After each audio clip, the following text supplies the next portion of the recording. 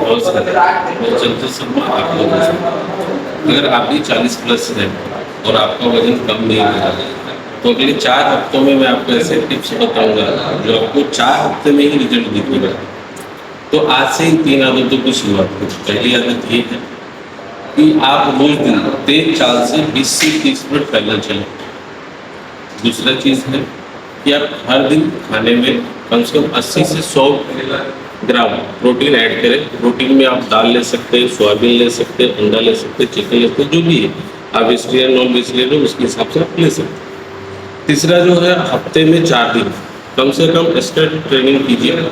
इससे आपको मांसपेशियाँ मजबूत होगी और पेट कम करने में मदद होगी। याद रखिए, 40 प्लस में कोई जादू काम नहीं करता है, आपकी सही आदतें ही आपको सही रास्ते पे लेके आती हैं।